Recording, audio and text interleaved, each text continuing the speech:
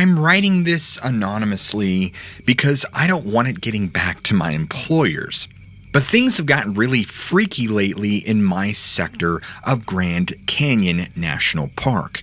Just the other night, I saw lights dancing above the canyon walls that I simply can't explain. I'm one of the rangers that's assigned to the South Rim area, which sees thousands of visitors every single day. But at night, when the crowds thin out, the canyon takes on an eerie, otherworldly feel. The moonlight begins to cast shadows on the rock walls, and you can almost imagine the ghosts of long-dead Native Americans that still haunt these very lands. Now, a few nights ago, I was making my usual evening route all along the Rim Trail, flashing my flashlight into the darkness to make sure there were no stray hikers who had gotten lost. The canyon was a quiet tomb, and I was looking forward to the end of my shift. Suddenly, I noticed a very odd flickering light out of the corner of my eye. I spun around and pointed my flashlight towards the North Rim, about 10 miles away. Now, dancing along the edge were 4 or 5 small lights, almost like candles floating in the air. But I knew no person could be standing on that steep cliff face. I watched in shock as the lights bobbed and weaved, sometimes getting brighter, sometimes dimmer. They seemed to move with intention, not just blowing in the wind. Now, after a few moments, they suddenly winked out, as if someone had snuffed them with their fingers. Now, the canyon did return to darkness, and I was left there paralyzed, trying to understand what I had just witnessed. Electrical anomalies, perhaps? Maybe gases released from the earth? Perhaps it was my imagination. Or was it something far stranger? Now, I finished my patrol, but I was very confused and disturbed by what I saw. Or maybe it's what I didn't see that really gets me thinking. For hours, I debated telling my supervisor, but worried he might think I was crazy or seeing things. Still, the lights were so vivid in my memory. I mean, I had never seen anything like them before. Well, the following evening, I returned to the same spot, scanning the North Rim for any sign of the strange, mysterious lights. But the canyon remained still. Now, over the following nights, I would continue to watch and wait, but have not seen the flickering lights again. Yet now, when I walk the Rim Trail at night, I have this feeling of being watched. The shadows seem deeper, filled with these unknown presences that I know are watching me. Now, I'm still not sure what to make of the dancing lights I saw. I'm aware that the history of this place, it holds many secrets, and even local tribes speak of magical, supernatural beings that still roam these very canyons. You know, perhaps I caught a glimpse of spirits from another world. All I know is the Grand Canyon feels even more wild, remote, and otherworldly to me now.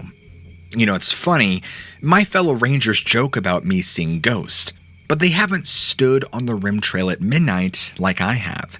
They didn't see what I saw. Something strange is going on out here, and one day I hope to discover what it is. Now, the first few years I embraced the hectic pace of the job, even during the busy park season. I led geology tours, I gave nature walks to the visitor center, and I assisted lost or injured tourists on the trail. But my favorite times were always in the quiet seasons, the winter and early spring, when visitation would slow down to a trickle. The canyon almost fell into a kind of slumber, I should say, no longer overrun with shouting families and the selfie stick wielding tourist. God, I hate those people. The rock layers would glow red and gold, and when the sunlight hit it, it was beautiful. And sometimes I would sit for hours just listening to the wind go right through the canyons, feeling like I was the only human on Earth. There's a reason I took up this job. Now, as much as I loved sharing this landscape with other people who share that same passion and love, I also kind of developed a proprietary protectiveness of this very canyon. It seems like she would only reveal her hidden moods and faces only to those who lingered, the ones who were willing to spend more time here than others. And let me tell you, the stuff you uncover is definitely not normal. I'd find strange artifacts on hikes, like bundles of feathers or even animal bones arranged in mysterious, macabre patterns. In fact, one time, I stumbled onto a perfectly circular ring of stones with a tiny pyramid of crystals glittering at its center. I thought to myself it was offerings to the spirits. In fact, one Hopi elder would later confirm that. Now, even skeptical me couldn't dismiss all the frequent reports of odd lights, sounds, and figures glimpsed along the inner gorge trails by not just me, but other rangers and hikers. In fact, many of my colleagues would swap such stories over meals and just our downtime. But even though we all joke about giant rock monsters in the abyss and even UFOs, it is happening more than we would like to admit. And I'm well aware the public doesn't know all of it, and for good measure. Now, sometimes a tale will hit a little too closely of the unexplained, and it just makes me nervous. Now, I'm telling you, I used to scoff with the best of them whenever somebody from the backcountry office would murmur something about feeling watched on solo hikes, or when a fellow helicopter pilot would just go on and on about a campfire involving strange lights hovering and garbled radio messages. But, these days, when my colleagues talk to me about this stuff, I listen a little closely, and I could really feel the dread kicking in sometimes. Now, over this past year specifically, I've really begun to experience things while on patrol in my corner of the park. Things that I cannot just rationally explain away other than everything I've already told you. Now, sometimes I'll hear what I could swear is faint music and laughter erupting over the cliffs at night. In fact, there's times where motion sensor cameras that I've set up in remote areas have captured images of blurry shapes that seem to walk on two legs, but they lack any definable head or limbs. Now, they're not really definable enough to send over. I mean, you're not really going to see much. It's just weird. I can't really claim it as anything. Now, I cannot make sense of any of this stuff because it just doesn't make sense, but that's all part of the reason why I'm reaching out, and anonymously, I might add, to protect my career and my identity. Sometimes I can't help but wonder if I might have angered spirits in this canyon. I mean, sometimes it feels like things are coming to a tipping point. Now, I don't know what to make of it, but I pray that the demonic denizens of this desert stay in their slumber for at least a little while longer. If you or your listeners have anything they want to add, or maybe they might be able to fill me in, I will be reading the comments, so thank you very much for taking the time to read this. Alright guys, here's the next story. Let me tell you about something that happened just a few weeks ago while I was working up at Yosemite National Park. I'm one of the rangers there, and I've seen all kinds of wildlife roaming around. Deer, mountain lion, black bears, all that. But a buddy of mine told me about something the other day. It hasn't sat right with me. So I'll call my friend Mark to protect his identity. He actually has a cabin out near the park, maybe no more than an hour away max. It's really quiet and peaceful. It's actually right in the shadow of the Sierra Nevada mountains. Lots of dense forestry all around, and actually Mark and his girlfriend had just moved out there. They're one of those people that they just can't stand living in a crowded suburban neighborhood filled with all sorts of people, and they've been really wanting to get out into the wild and in nature and just escape all of that. Well, the other afternoon, Mark's girlfriend is working from the cabin, and she hears a strange sound coming from outside. Now, at first, she suspects that it's actually Mark calling to her, one of the neighbors hollering about something probably, but the volume of this sound is different. She noted that it was carrying through the trees like you wouldn't believe. I mean, the poor girl couldn't make heads or tails of it. It was not a normal animal sound, that's for sure. So she takes her headphones off to try and listen better, and she realizes that this noise has got her little terrier all in a tizzy, just barking its head off out on the porch. So now she's very curious. She goes out to see what's agitating her puppy, and then the sound suddenly cuts off. But then it starts up again, but it's different this time. She describes it being really slow and deep. She told me it was like a big old hound trying to form words, but not quite getting there. And it was very loud. In fact, way too loud and low to be any dog that she'd ever known or come across. It didn't sound strained either. It was more like it was echoing all around the forest. It really gave her the creeps. Now, after maybe 5 or so seconds of this, the sound just suddenly ceased. But it scared her pretty badly. And so she calls her mom, because her mom's very well versed in nature and wildlife, and she's asking her what kind of animal it could be. Now, she's never heard anything like it growing up in this area.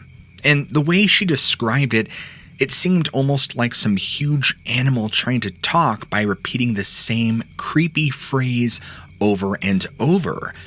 Couldn't quite make out the words, but the tone of it was menacing, she said. Now, let me make this known.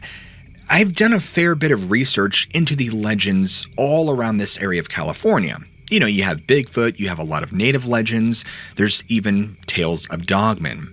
And I told her what you've got right near your property pretty much fits the bill for prime habitat of some of these cryptids. You got dense forestry, you have a fresh water source, and a remote location which is backed up to a very large wildlife area. And so I said if I heard something like that, I'd be out there trying to track this thing down in a heartbeat. So she said if it starts up again, that I'm welcome to come and have a listen for myself. Now, I can't wait to get out there and see if I can solve the mystery. I mean, I always pride myself on being an outdoorsman who doesn't scare easily. But hearing an account like that from someone who I consider trustworthy, well, it actually kind of creeps me out. Something that loud and clear, carrying like a bullhorn through the forest, mimicking language in an almost sinister sounding tone, it almost makes me think of a skinwalker or a shapeshifter. I mean, it's really hard not to let your imagination start running wild when you spend enough late nights alone way out here in the sticks.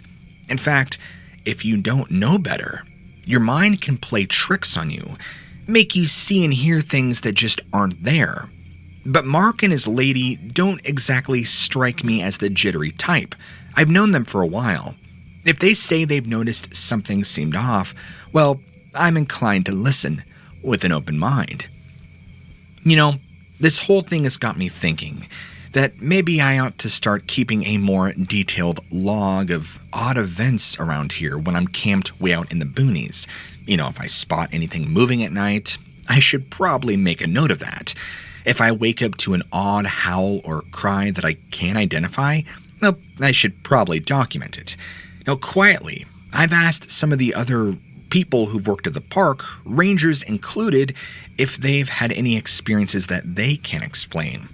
Well, a lot of them have, and some of them act weird about it, like they're not allowed to talk about it. I'm always trying to look for patterns and even suggest them. Now, obviously, we wouldn't be the first national park to have its strange experiences, if you catch my drift. People think the forests and mountains of this country have no more mysteries left, but I'm here to tell you otherwise. There is a whole lot of landscape that is still untouched out here. Again, prime habitat for these things, rarely ever glimpsed by man to be roaming under the cover of night, or in our case, even daytime. And with what Mark told me, well, it seems like at least one of those night roamers has taken an interest in letting out otherworldly cries right near his doorstep. Anyway, I've gone on long enough. If you happen to read this on your channel and maybe other people hear it, I'd be curious if they too have had their own strange sightings. I mean, maybe there's something more than just black bears and bobcats creeping about. Well, until then, I'm just going to try to keep my eyes open and keep my flashlight near me and my revolver near me just in case. And I do want to make this note to everybody out there. Don't be afraid. Stay curious. You just got to be careful when you go out looking in the dark. I mean, you never know what might be looking right back from the darkness underneath all those pine trees. All right, stay safe. Happy trails. And here is the next story. I have an experience to share while I was working at Yellowstone National Park, specifically the fall of 2022.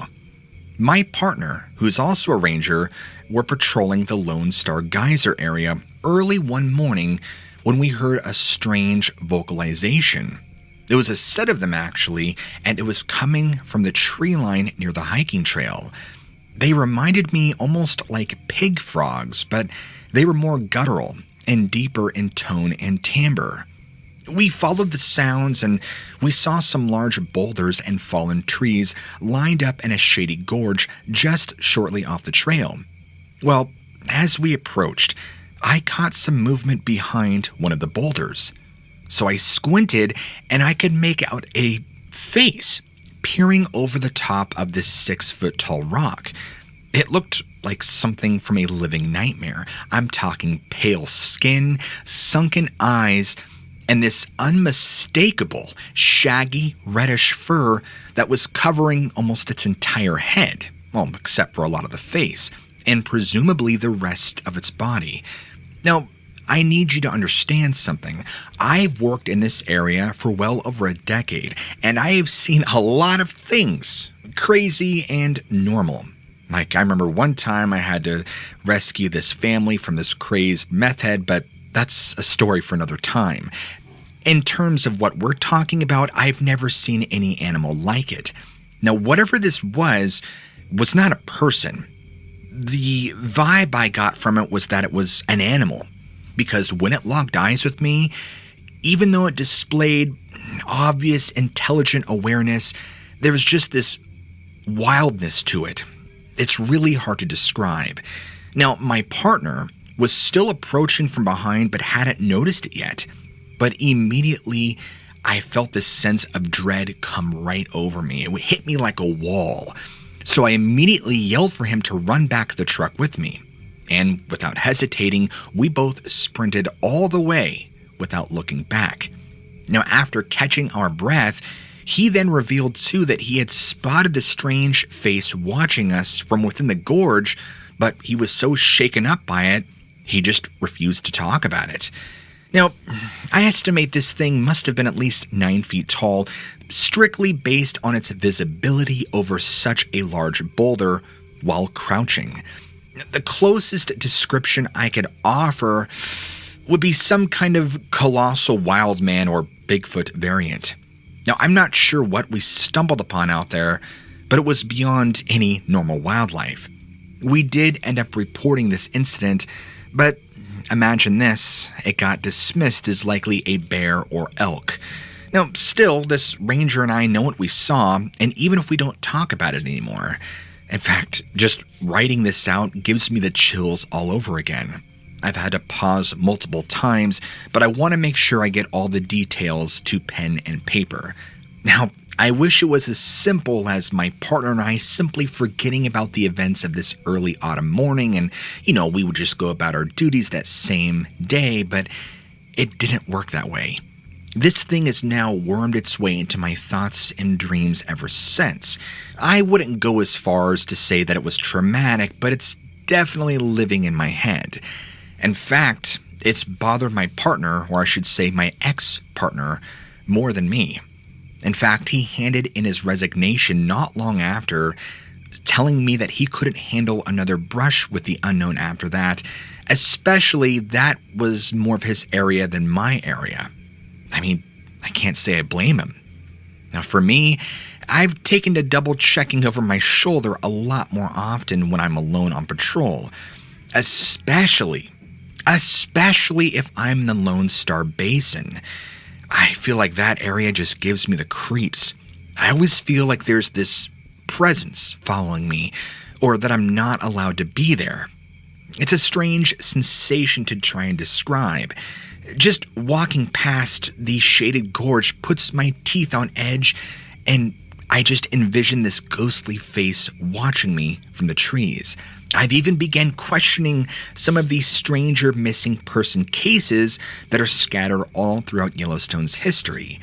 Now, most disturbingly, there are some other colleagues of mine who, out of respect I will not name, operating in remote corners of the park, and they have also shared their own strange sightings with me specifically.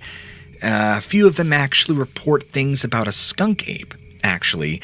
In fact, the one that comes to mind was a gentleman who had talked about what he would describe as a skunk ape because he's originally from Florida, so that's all he knows, and reported this reeking, sulfurous odor as soon as he had his experience. What I find very interesting is that, this is just me personally thinking here, is that these tie in, at least to what he described, into Shoshone legend, where they talk about wild men and hanging out in the pre-dawn to try and catch human prey near Yellowstone Lake's inlets. Now, sometimes I have issues with these because conventional wisdom tells you that this stuff is just simply chalked up to tired eyes playing tricks in the shadows, but I know better. What walks on two legs and wears a man's face may not always be just a man out there in these dense woods. I feel like there's something primal that lurks out there, specifically around the geyser fields and the mossy river valleys. So I actually wanted to know, have any of your other viewers or readers ever reported something similar, like a gigantic crouching animal or subhumanoid entity in the forest? I mean, I'd love to hear if this was an isolated incident or, if our Yellowstone harbors a skulking population dwelling mostly unseen, but I just don't know. Until informed otherwise, I'll be trying to advise my night patrol teams to stay frosty this season, as connections between paranormal dimensions seem to flux more in the fall. More importantly, do your best to stay vigilant, because you never know how close to the woods you might really be. And here is our next story. I recently had a strange occurrence in the Grand Teton National Park. I was working as a seasonal ranger when this occurred. I'll lay out the story for you as best as I can. It was a very clear summer night in July when I set out along the Snake River. As I drove along, the road, by the way, is very windy. There are the towering peaks of the Tetons that almost kind of glow and glisten in the moonlight. If you ever have a chance to see it and witness it, it's spectacular. But unfortunately, this experience was the opposite. Now, I've always had this sort of peace in the park at night. And on this particular night, it was quiet and still. I mean, the hustle of tourism and crowds had long faded. As I approached Schwabacher's Landing, which is a popular spot to view the Tetons across the river, I noticed something that was out of place. Now, there was a tall, how do I describe it? A gangly figure standing motionless right along the riverbank. So I brought my truck to a slow and I shone the spotlight on it to get a better look. Immediately, I could see that the figure appeared to be close to 7 feet tall, featuring long, spindly limbs that ended in clawed hands. The skin was gross. It was pale, hairless, and it stretched unnaturally tight over its frame, which was completely skeletal. Where its face should have been was only a round, featureless orb. Now, the second I saw this, my heart began to pound as this thing turned to look directly at me in response to the light. Now, as it did this, the light reflected back like a mirror. And then suddenly, within a split second, it scuttled on all fours, disappearing into the darkness with a speed I can't even begin to describe. And so I sat there stunned for a moment, trying to process what my brain just witnessed before jumping back in the truck, radioing back to headquarters, and I told them, trying my best to keep my composure about what I had seen. They simply advised me to return immediately out of caution. Now here's what's interesting. Over the next few days, other visitors in the park began reporting strange things and sightings, items missing from their campsites, unidentified noises and movement picked up on trail cameras. Now I couldn't shake the image of that thing. And within a few days, on one morning, we actually received reports of a massive footprint with what was described as webbed toes, and it was found circling one of the close campgrounds. Once a skeptic about anything supernatural, well, I can now say that there are phenomena beyond current scientific explanation. I mean, I've always loved the solitude of the wilderness, don't get me wrong, but ever since this happened, it's just changed me. I wouldn't say for the better either. I have this stinking suspicion that things lead back to Native American legends, specifically regarding shape-shifting tricksters and skinwalkers. In fact, a really good friend of mine had his own experience not long after mine. He was actually camping overnight to monitor an area closed due to grizzly activity when he was awakened to strange glowing orbs hovering over his tent. Now he was petrified, but he stayed frozen in his sleeping bag until they just blinked out of existence before dawn, but not before seeming to peer in at him. He refuses to camp solo anymore after that. In fact, a really good friend of mine had his own experience not long after mine. He was actually camping overnight to monitor an area closed due to grizzly activity when he was awakened to strange glowing orbs hovering over his tent. Now he was petrified, but he stayed frozen in his sleeping bag until they just blinked out of existence before dawn, but not before seeming to peer in at him. He refuses to camp solo anymore after that. Now what's interesting is I actually spoke of my experience to my supervisor, and to my surprise, he didn't even ridicule me. He actually revealed to me that over his decades of patrolling the Tetons, he's discovered strange artifacts unlike Native American tools, heard unexplained cries echoing off in the canyon, and he's even seen strange, unnatural shadows amongst the trees. He explained to me that there are things in the wilderness that the public is not ready to comprehend, that they could only hope to do their best to keep the visitors safe from ever knowing about them. I should mention here that when I try and guide park tours, I'm very careful not to mention certain incidents or even linger too long looking up those lonely, imposing canyons. I mean, I do want our guests to fall in love with the soaring peaks and the lakes and the rich, abundant wildlife that makes this area so special. Because if you get a chance to see it, it really is beautiful. I don't want to take away from the natural beauty of this area, but I can't deny that there aren't other things that are going on around here, specifically off the beaten path. I am very aware, unfortunately, that the NPS keeps these things quiet to avoid hysteria or even damage to the local economy. But as I've said, I know firsthand there are things that consider our most cherished wild places their domain, maybe viewing us as hungry predators, viewing prey, wandering oblivious into their hunting grounds. Lastly, the rest of the season, I never saw that thing again, whatever it was, but the feeling it left never went away. In fact, any time I was out again at dusk, night, or early morning, the feeling just stayed with me. In fact, even to this day, I still wonder if it's around there, waiting, watching, or if it's just gone for good. I guess we'll never know.